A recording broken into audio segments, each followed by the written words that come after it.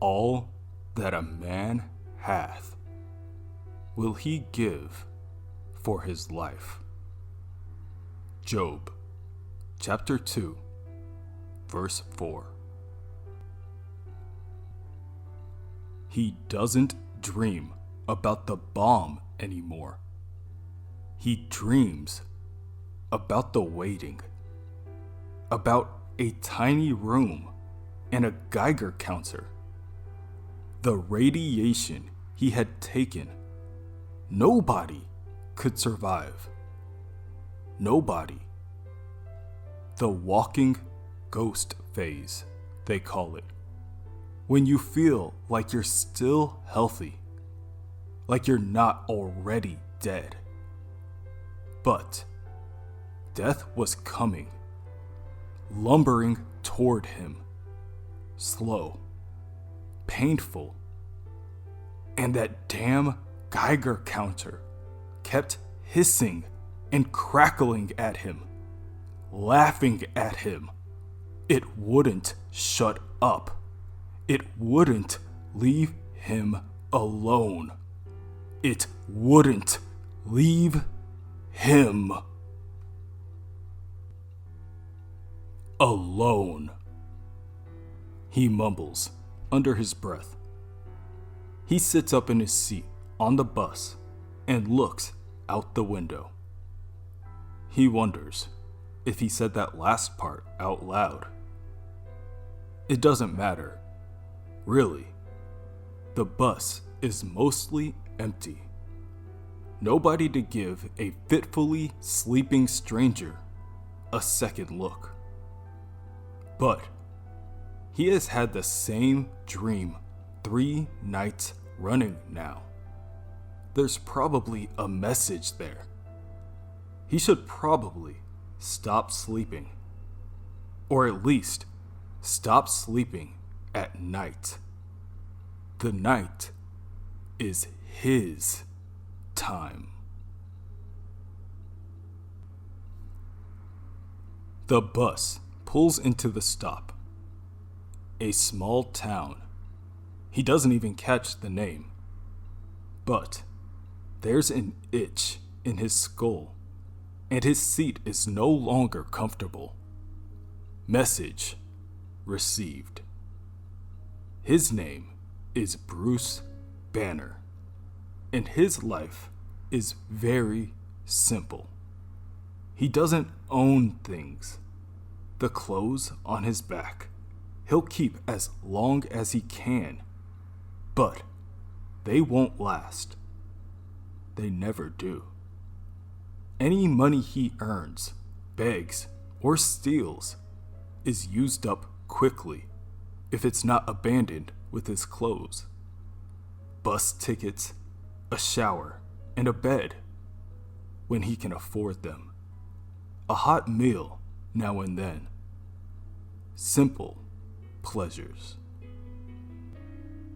Like, for instance, 2 eggs, sunny side up, salt on the white, pepper on the yolk. Lingering gold, oozing on the tongue.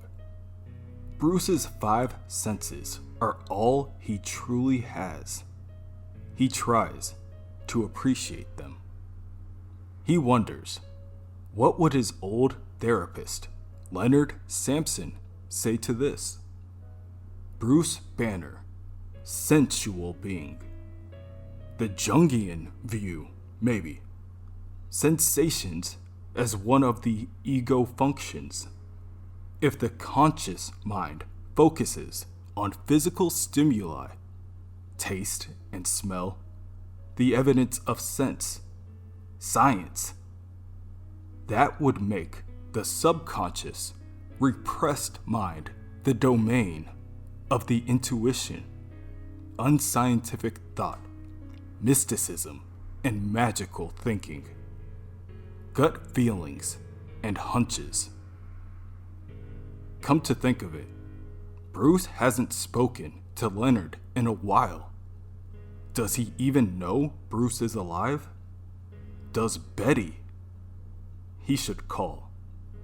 he will. He'll pick up the phone as soon as he's ready. But for now, his life is very simple. Bruce walks the earth, and he looks for ways to use the power inside him. Ways to use him to bring a measure of justice into this world. Ways to atone for his sins. Unfortunately, Bruce is starting to get noticed. A reporter named McGee put Bruce on the front page of the Arizona Herald. Now, everyone's asking questions. Is Bruce Banner alive? Are they covering it up? And so on. It's a matter of time before someone of authority decides they have to find him. Suddenly, Bruce's concentration is broken by the headline of the local paper. Mayor says mystery deaths are nothing to worry about. The itch is back, buzzing in Bruce's skull. Intrusive. A hunch. A gut feeling. He decides to ask some questions. Bruce finds himself at a local Irish pub. It's empty for the most part. Just the bartender and the one other patron inside. Yeah, the mayor's right, the bartender says, washing a glass. Seriously, it's nothing. Just what do you call it? Statistical thing or something. The patron, on the end of the bar, lets out a noise similar to a deflating balloon.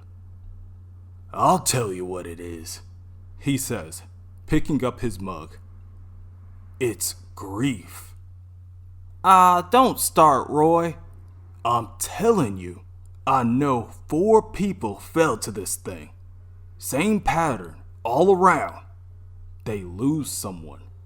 They bury them. They fall into grief. Then the sickness comes to them, like a chain of sickness, a chain of grief. Whole town will be grieving pretty soon. Then what? The bartender raises her eyebrow, then turns to readdress Bruce. It's this theory he's got. You shouldn't bug the clientele with that stuff, Roy. Bruce leans his head forward to get a better look at the other patron. When do you think it started? The chain of grief? Well now, that's easy. When the Fry boy died.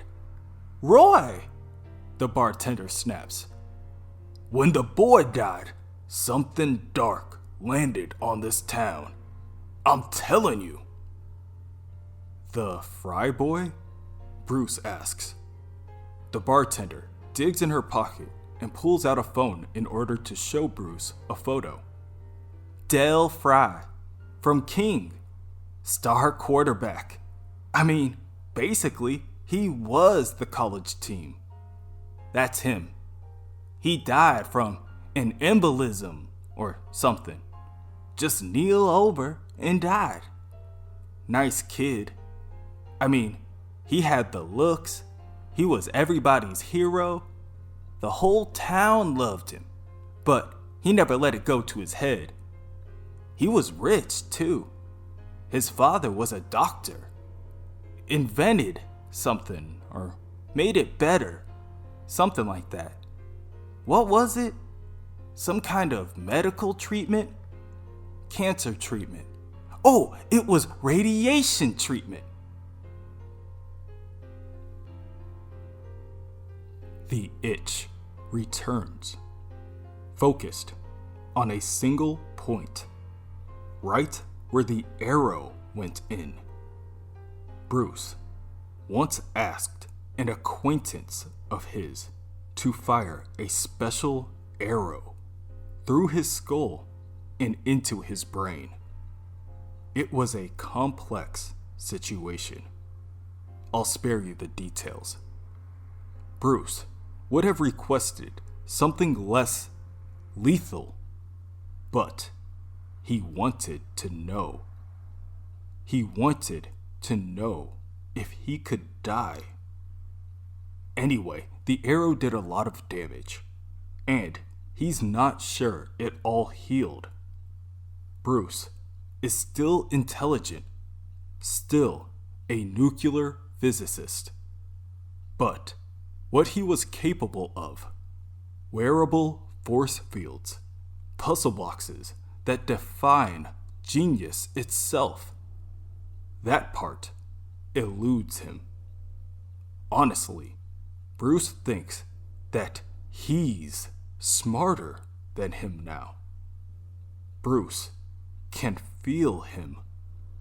The itch, the hunch, impatient, angry, guiding Bruce through the puzzle box, the clues, a chain of grief, a mysterious sickness that begins with burying the dead. And it started here, at the Green Peak Cemetery. There is something in this place, in the air and soil, something Bruce recognizes, something he doesn't want to, something that's part of him. Oh no, Bruce gasps as he realizes it. No, no, no! He sprints over to the nearest payphone. He has no other choice but to call the authorities. Gamma radiation, he tells them, emanating from that grave. Anyone visiting here is in danger. Acute radiation syndrome. It looks like the flu at first. Food poisoning. But then the white blood cells die off. Your immune system shuts down. It's called the walking ghost phase. No, I don't have exact readings. I told you I can't give you my name. They don't believe him. Why would they? He's some idiot calling from a payphone, and the EPA won't send the radiological emergency response team for just anyone. Fine, fine, he yells into the phone. You want my name? My name is Robert Bruce Banner. Don't make me angry. That gets their attention. They tell Bruce to wait by the phone, but he has places to be. He saw it on the way in. Of course, a flash of green on a distant mountain, just for a second. Bruce thought it was a trick of the light, but he knew it was something else. Something to investigate. He's a lot smarter than Bruce is, especially now that the sun's gone down. The night is his time. It takes some searching, but Bruce finally finds the cave he is looking for, well off the beaten path. He doubts anyone would stumble across it if they weren't looking. But then again, he could be wrong. Bruce can see the light seeping out of the cave. He reaches the entrance, and now everything is painted green. Corpses are littered everywhere, each one exsanguinated, mummified, and drained of life. Each one still clothed, signs that they were unwilling victims, unprepared for death. Then, a voice echoes from the back of the cave, a harsh and raspy whisper that bounces off the cave walls. "I'm sorry." A man approaches, glowing bright green, like a cracked glow stick. His body, gaunt. His clothes are in tatters. "Ah," Bruce begins. "Dr. Fry, I presume." "I'm so sorry," Dr. Fry says. "But I can't let anyone find me." With every step, he inches closer and closer to Bruce. He walks with a heavy foot and his arms extended. Still, Bruce doesn't expect for the doctor to grab him by the throat and slam him onto the ground. "Wait!" Bruce tells him, "Wait!" But it doesn't take long. The doctor overpowers him and breaks Bruce's neck. "I'm sorry," the doctor repeats. "I'm sorry." Some time ago, Bruce asked an acquaintance to shoot him in the head with a special arrow. He wanted to know if he could die. And Bruce can. But he can't. It takes less than a second. Once Bruce's neck is broken, his skin begins to change. His bones begin to break, enlarge, and reform again. His muscles stretch and expand, and his body grows until he can hardly fit in the cave. Now, Bruce is gone. "Oh my God," the doctor gasps. You're him. You're Dr. Banner." The Hulk slams Dr. Fry on the ground, then picks the man up by his throat before looking him in the eye. "Are you trying to piss me off?" I, the doctor stutters. "Your kid, what was his name? Dell? It started with him, didn't it? And don't lie, Fry. I can smell a liar." Dr. Fry explains that he was afraid of death. It's strange. He never really thought about death until after his wife, Claire, died. He thought where she might be, the afterlife he'd been taught to accept, and he couldn't imagine it. He just couldn't. And he began to think about what death really was. An unimaginable absence. A total cessation of being. All the joys of touch and taste and smell, of thought, even the memory of thought, gone. Utterly. It was like staring into some terrifying abyss. And the doctor's son, his perfect son, was he at the edge of that abyss as well? Condemned to nothing. The doctor threw himself into work. His work, based on Banner's work. Everyone saw Banner as a cautionary tale, not Dr. Fry.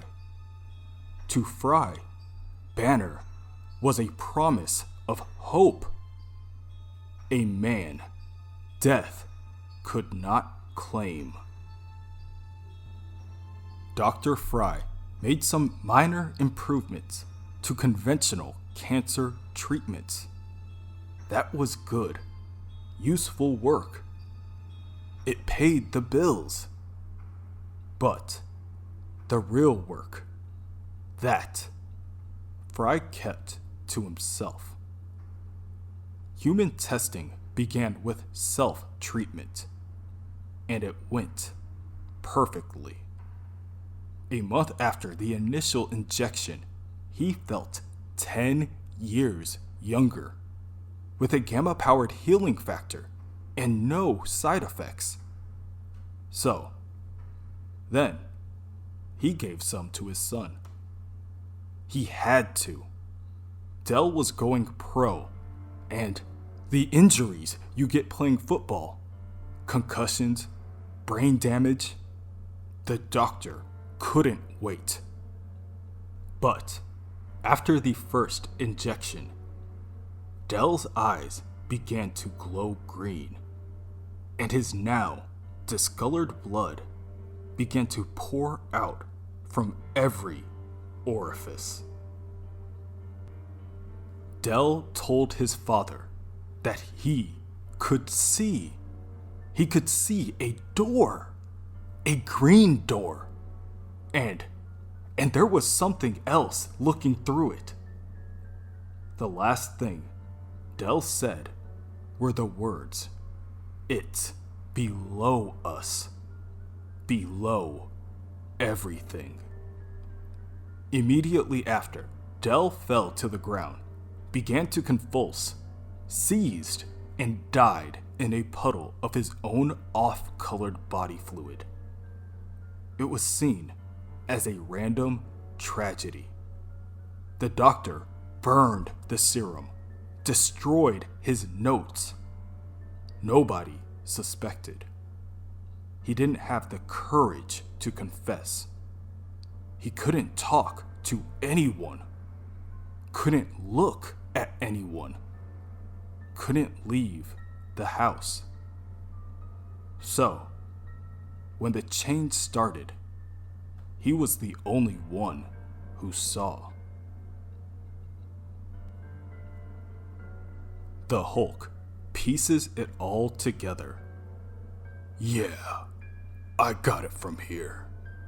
You hid in the middle of nowhere, and in between offing anyone who found you, you've been sitting here wondering why. Don't ask me about the science. Science is the other guy. Maybe you built up a tolerance. All that gamma work. You didn't get the full effect until too late. Your own walking ghost phase." He turns to the doctor. "Me? I look for irony. You're afraid of death. Now you are death. You love your son? You put him in a grave."